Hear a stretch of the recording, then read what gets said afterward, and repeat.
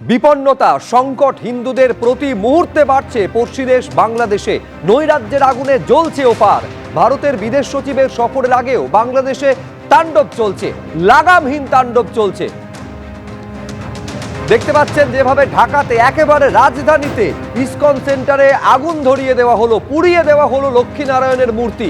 সেই ঢাকাতে ভারতকে হুঁশিয়ারি দিচ্ছে ইউনিসপন্থী ছাত্র নেতারা।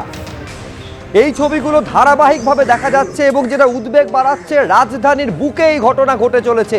একেবারে যারা হামলা চালাচ্ছে, যে মৌলবাদীরা, যে কট্টরপন্থীরা হামলা চালাচ্ছে অদ্ভুতভাবে, সেই তাদের বিরুদ্ধে কোনো ব্যবস্থা, কোনো কার্যকরী পদক্ষেপ ইউনূস সরকার নিচ্ছে বলে দেখা যাচ্ছে না। উল্টে এই ছবি সম্প্রচার যারা করছেন, এই ছবি তাদের হুমকি দেওয়া হচ্ছে। শুধু নয়, একেবারে সুনামগঞ্জের ছবি আপনাদের দেখিয়েছিলাম, যে ছবি ভাইরাল হয়েছিল, যে হিন্দু যুবক সেই ছবিকে একেবারে লাইভ স্ট্রিম করেছিলেন, তাকে গ্রেফতার করেছে বাংলাদেশের সেনা। কিন্তু যারা হামলা চালাচ্ছে, যারা প্রতি মুহূর্তে হিন্দুদের যে ধর্মীয় বিশ্বাস তাকে আঘাত করছে, মন্দির ভেঙে চুরে দিচ্ছে, দেবী বিগ্রহের একেবারে জ্বালিয়ে দিচ্ছে, কোনো ব্যবস্থা তাদের বিরুদ্ধে ইউনূসের সরকার, ইউনূসের প্রশাসন নিচ্ছে না।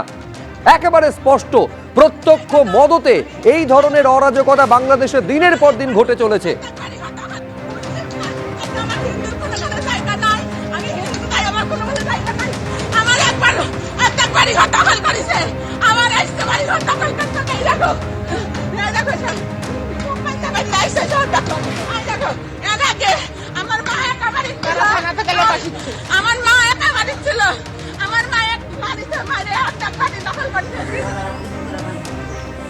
এই হচ্ছে সুনামগঞ্জের ছবি আপনারা দেখতে পাচ্ছেন। এইরকম একাধিক ভিডিও, প্রচুর ভিডিও ভাইরাল হয়েছে, সংবাদ মাধ্যমের সামনে উঠে এসেছে, এবং তারপরেও এক অদ্ভুত নীরবতা ইউনূস প্রশাসনের মধ্যে।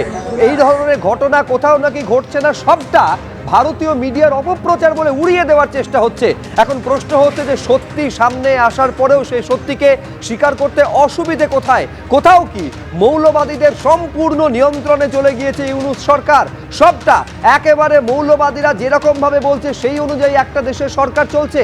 না হলে যে ভারতের সৌজন্যে, যে ভারতের দাক্ষিণে আজকে স্বাধীন দেশে নিঃশ্বাস নিচ্ছে বাংলাদেশ, সেই ভারতকে অস্বীকার করা শুধু নয়, সেই ভারতের বিরুদ্ধে প্রতি মুহূর্তে বিষোদ্গার করে চলেছে বাংলাদেশের এই কট্টরপন্থীরা।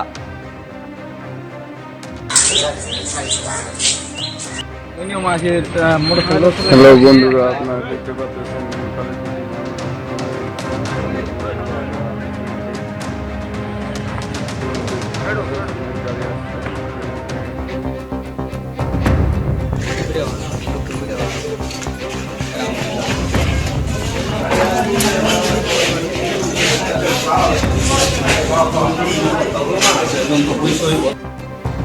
এই অবস্থায় নিঃসন্দেহে যাবতীয় নজর রয়েছে সোমবারের দিকে। তার কারণ সোমবার ভারতের বিদেশ সচিব তিনি বাংলাদেশ যাচ্ছেন। ভারত বাংলাদেশ বিদেশ সচিব পর্যায়ের বৈঠক হতে চলেছে।